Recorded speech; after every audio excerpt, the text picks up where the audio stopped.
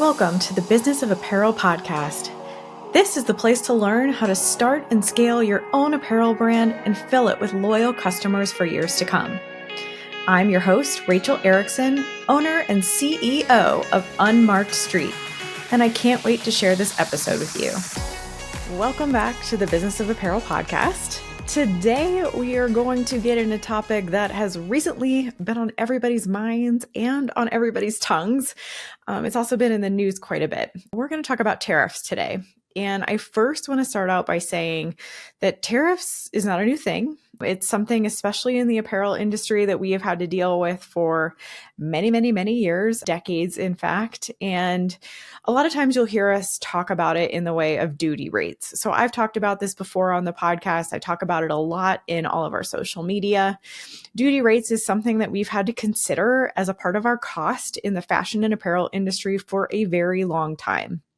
Now, if you are importing anything from one country to another, you have to consider what those duty rates or what those tariffs are.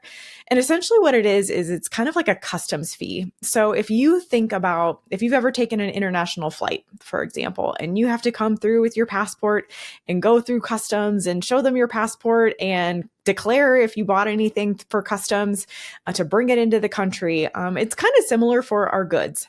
So we have to do all of this documentation, all of this paperwork, and a lot of the times our factory handles this for us. So don't get nervous if you're just starting out a brand and you're concerned about all of this customs paperwork. A lot of times our factories know exactly how to handle this, and they put all the documentation into our shipping boxes when they send all of our goods to us. But that paperwork needs to be up to snuff. It needs to be correct. It needs to be accurate. All of our labeling inside of our garments also needs to match the documentation, and it needs to be correct, and it needs to be accurate. And then we pay a fee to then get all of those goods through customs. And that is our duty fee. Now we pay usually a percentage of the manufacturer's cost. A really good question that I was actually asked just this morning was, are tariffs based on the retail price? And the answer to that is no. So if you are looking at something that's on the shelf today that costs $100 and there's going to be a 10% tariff added to that, I mean, maybe in the next year, you're not going to be paying $110 at that time. What actually happens is the manufacturer's cost to that brand is going to, I don't know, maybe it's $50 and they're trying to sell it for $100. The 10% is going to be added to that $50. So the brand's cost is now not going to be $50 to land it in their warehouse. It's actually going to be $55 to land it in their warehouse. And then it's up to them to decide if they need to raise their price above that $100 to the consumer to be able to make up for some of that cost. And that's why we've had a lot of talk about that a lot of these costs do get passed down to the customer. So we'll get into all of that, but I just want you to know that this is something that has been longstanding in our industry. There are different customs and duty rates for different countries going to different countries. So I'm going to speak to what I know best, which is here in the US, importing goods from Mexico and Canada based on the NAFTA agreement traditionally for the last several years has been a 0% duty rate, which is why it has been very preferred by a lot of different brands to go ahead and manufacture in Mexico and Canada. Because at the end of the day, your manufacturer cost is your manufacturer cost, and you pay $0 on top of that to then import the goods into the US. Of course, manufacturing in the US is a 0% duty rate. You're not doing any importing or exporting. You're keeping it here in the US. So that's another preferred one. CAFTA is another 0% duty rate. So the Central American Free Trade Agreement that we are able to take advantage of. There are several countries that we're able to import goods from. El Salvador is one of them. Colombia is one of them. There are many down there, and I'm not going to be able to name them all, but you can look them up, and there are lots of different countries that you can take advantage of to have a 0% duty rate. And a lot of the times there are additional rules that go on top of that. So for example, if you are going to be making a garment in El Salvador and you want to take advantage of the CAFTA 0% duty rate, you should know that you also need to have, I think it's 90 or 80% of the garment also needs to be made of goods that come from the CAFTA regions. So your fabrics and your trims or your packaging items also need to come from a CAFTA country, which includes the US. So sometimes we'll source our fabric, let's say from the North Carolinas, and we'll ship it down to El Salvador. And then we'll have El Salvador make the garment. And all of that is a 0% duty rate. So we're not paying any extra money to import or export. On the flip side, we do see import and export duty rates and tariffs coming from places like Europe and places like Asia and other places overseas.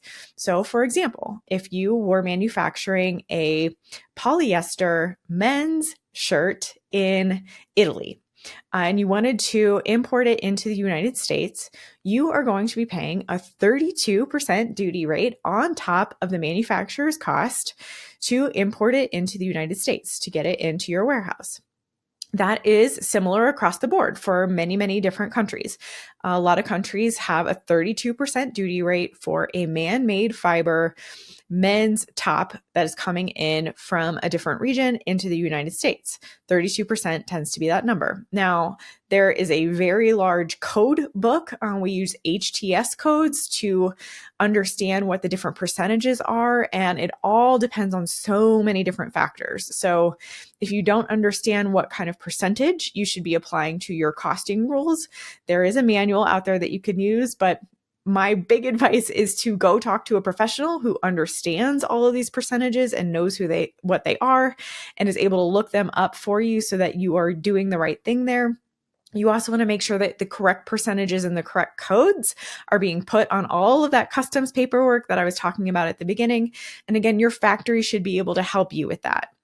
So you want to make sure that your percentage that you're using is going to then go into your costing calculator so that you can understand what your actual full price is once that garment lands in your warehouse.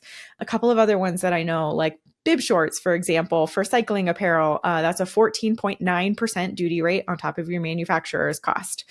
Men's shorts, I think, is 26.9%, and women's shorts, I think, is 27.6%. So there is a lot of different factors that goes into this. Again, it depends on gender. So is it a men's product? Is it a women's product? Is it a youth product? That's another caveat. Is it made of man-made fibers? Is it made of natural fibers? Is there an opening on it, like a jacket or a zip up hoodie would have a different code than maybe that's something that is a pullover. So you need to know all of those details. You need to be able to put all of that information into your customs forms and declare all of that properly. And then that gets added, again, kind of as a tariff to your manufacturing cost. You pay that to the customs department that is going to be handling the import of your goods. And then that gets passed on to you as the business. So you as a business end up paying those fees. Now, what we saw several years ago when an additional China tariff was added was that the research that I've done shows that there was kind of a range, and it depended on the product that you were making in China and what you were importing into the US, what exactly the percentage was that was added. I believe in the apparel industry, we were somewhere between 10 and 15%. And I also know that there were some brands who were able to negotiate with their manufacturers to help split some of that cost. So that is absolutely a tool that you can use. And again, that comes down to having a really healthy and good partnership with your manufacturer. So if you've been running around at your brand, bad-mouthing your manufacturer, saying that they're fucking everything up and they're such a shitty manufacturer and I can't believe I'm with this factory and they always mess things up and my production sucks and I'm always yelling at them and always demanding different things from them and why are they so slow? And if that's your attitude with your manufacturer, I guarantee you they will not split any new tariff costs with you. So make sure that you are kind of flipping the script on that and that you are building a healthy relationship with your manufacturers, because you might need their partnership here coming up soon, because we are about to see some potential new tariffs coming up in certain regions. And so I just want you to be aware that this is something that you might need to consider as we move into the next several years. Most of you know that I pre-record this podcast. So we actually just heard this morning what some of the new administration plans are for tariffs. There is a plan to put 25% tariff on Canada and Mexico at this point, and an additional 10% on China. Now, that happened this morning. This could absolutely change tomorrow, and I'm not going to re-record the podcast, so bear with me if things have changed between now and when this podcast actually comes out, or when you're listening to it. But I just want to kind of let you know what that means. It just means that the brands who are buying goods from those regions are going to see an additional percentage added to their manufacturer's cost to be allowed to import those goods into the United States. Now, what this does, of course, is it tries to enforce people to manufacture goods here in the US. For some industries, this can be a really great thing. The auto industry, for example, I can imagine, I don't know much about the auto industry, so I'm not an expert here, but I can imagine that maybe this is a great push to bring back more auto manufacturing to the United States. I'm not 100% sure if that's doable. When we talk about the apparel industry in particular, we really struggle with things like this because there is not a lot of infrastructure in our industry that allows us to grow our manufacturing here. And there are two key reasons for this. So the first reason is because I want you to imagine sitting at a sewing machine all day, every day, not just sewing. A lot of us love to sew, right? Like I can do a sewing project and I can be in heaven doing a sewing project all day long. And I'm cutting things and I'm pinning things and I've got different things going on. I've got a zipper going in over here and now I'm doing this seam. And then I'm worrying about, maybe putting in some boning into a dress or whatever it is. A sewing project can be great. If you work at a manufacturing facility and you are sewing, you are doing the exact same operation every single day. So you are sitting on a line of sewing machines. You are probably doing up to 10 seams at the most that kind of all flow together, and then you're passing it on to the next person. So if you imagine, like if you're a sewer and you love sewing projects and you imagine what you're doing at home as a home sewer, being in the manufacturing industry on that side is nothing like that. And so I want you to understand that the people who we would need to recruit to work at a manufacturing facility who would be willing and open to do those jobs aren't necessarily here in the US.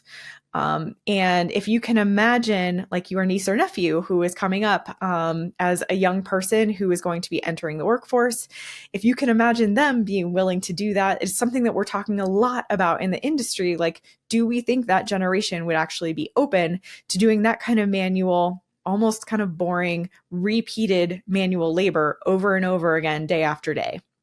And 9 times out of 10, we come to the conclusion that they're probably not going to be willing to do that. And so we have a really big challenge in this country of being able to find the workforce that we would need to really boost our industry in the United States. The second big thing, and I've talked about this before, is cost of living here in the US. And this also is true in Europe, but obviously I want to talk right here about what we're doing here in the US. Cost of living here is a lot more expensive than it is in a lot of different places. So like minimum wage here in the US, I know it's definitely a range, but a lot of the states that I've been in or that I've been researching are around like the $15 mark. And so imagine paying $15 to someone for minimum wage. And that's not even necessarily like a living wage anymore. It's just minimum wage. Whereas if you were manufacturing in Asia or in a different country, you might find that it's actually a very good living wage to be paying someone $5 an hour.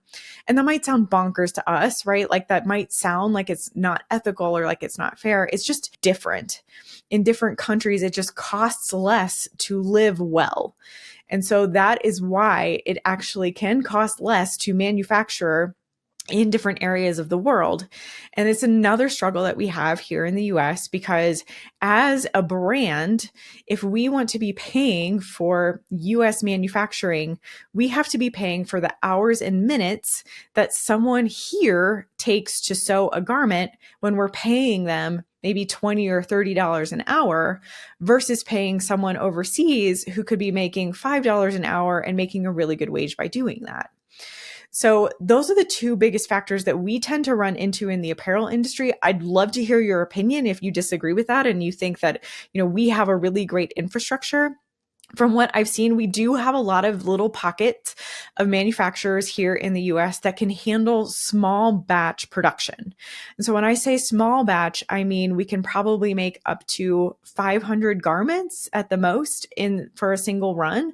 So if you're a small brand and you're looking for a garment manufacturer who can make small amounts of units for you, that might be great. But if you're a large manufacturer and you need to make 1 million units, I'm not really seeing that in the US here. I don't know of any place that could handle 1 million units of production for any brand. So again, if you know differently, I would love, love, love to hear from you. And I would love to get that information so that we can share differently. But that's kind of what is coming. And that's why it's really hard for us in the apparel industry to kind of stomach some of these new tariffs that are coming, because there's not a lot of other opportunities for us. And for example, if we see this 25% tariff go to Canada and Mexico, does that wipe out the advantage that we've seen with NAFTA for so many different years? I don't know. There's still, I think, so much to learn and so much to understand about what is actually to come. But just know that that is going to be paid by you as a brand. And then it is going to be up to you on whether or not you pass that on to your customer. So if you're listening to this and you're a consumer, just know that it is going to be up to the brands that you like, know, trust, and love to either pass on that cost to you or to absorb it themselves. And a lot of times the better business decision is to pass it on to you so that they can remain a business.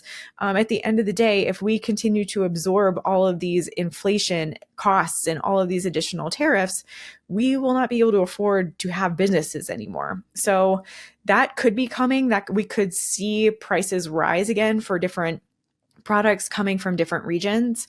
Now, if you're manufacturing in a different region, let's say you're manufacturing in Europe, or maybe you're manufacturing in India or Vietnam, right now we're not hearing that that is going to see an increase in tariffs. So we'll keep an eye on that, and we'll try to keep you guys informed if we can. But just know that right now, at least as of this morning, we are specifically focusing on Mexico, Canada, and on China again. And so China is a 10% on top of what happened several years ago. So it's like that 25 to almost 50%. I actually saw one report this morning that I was reading where some industries might even be paying up to 100% in tariff fees. So if you pay $10 for a garment to come in, you're now also going to be paying $10 in tariffs and importing fees to come into the United States. So a lot of difficult decisions are going to have to be made there.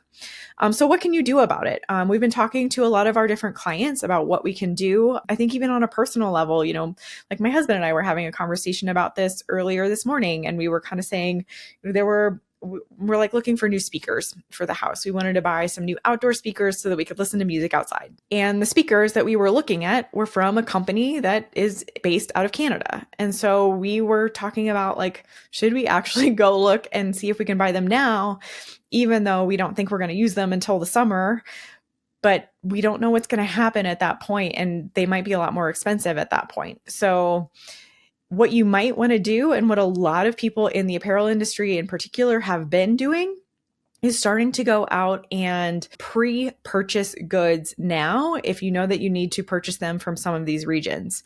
I have one client, for example, who is starting to buy fabric early. We know that, like, for the next year, we're going to need to buy, maybe 1,000 yards of fabric to do all of our production. We're getting into the point where we're talking about buying all of that 1,000 yards now, so that if and when more tariffs come out, we won't have to worry about paying the tariffs then. We will already have purchased it, and we will have paid for it without the additional tariffs. So there are some things that can be done on that front. I was also listening to the news this morning, and they were saying that a lot of the different workers who are in the importing industry have been starting to set aside goods in anticipation of higher tariffs, because we kind of knew that this was coming, right? So a lot of people have been prepping for this for a while. And so if you're a brand and you're starting to wonder, like, what should I do now? Start planning out maybe the next several years of what you might need to do in the way of production. You might need to consider what it would look like to hold inventory or to hold raw goods on your books longer than you normally would, so that you can have them without the additional tariffs. And again, we don't know what's going to happen. Right now, they're saying that the purpose for these additional tariffs is to help prevent drugs from coming into the country. And so we might see that this will happen just in certain sectors, and maybe it won't affect all sectors and all industries, but we don't know. And so a lot of people are just kind of hedging their bets and just being really cautious and pre-purchasing things now, and kind of making sure that if they can hold them on their books for months or years, that they're planning to do that instead of waiting until prices go way up or waiting until those tariffs go way up. So that is something that you could potentially do. If and as we get more information, we will be sure to share it. If you have any questions on this, please let me know. I'm happy to go do some more research or find out more information for you. This is definitely a reality that's happening faster than we kind of anticipated, but we also knew that it was something that was absolutely possible. So yeah, not necessarily a surprise, but definitely something to kind of get ready for and get grounded for and kind of prepare for. I hope you all have a wonderful week ahead. And if you liked this episode, or if there was anything about it that you learned something from, please let me know. We would love for you to write a review for us. And thank you so much for joining me today. I will see you next week. Thank you so much for listening to the Business of Apparel podcast. I would so appreciate hearing your thoughts on the show. And if you know someone who could benefit from it, please share it with them. My biggest desire is to help other apparel professionals understand the nuances of our industry so we can all work toward making better product for a better world. If you would like to connect further, I'd love to invite you to send me a message through my website, thebusinessofapparel.com, where I do weekly trainings through my YouTube video channel, a weekly newsletter, blog articles, and so many more resources to help you start and scale a profitable apparel brand. This podcast is produced by Box 7 Media, who I cannot speak highly enough of. If you're looking to start your own podcast, you can reach out to Jeremy at Box 7 Media on LinkedIn anytime.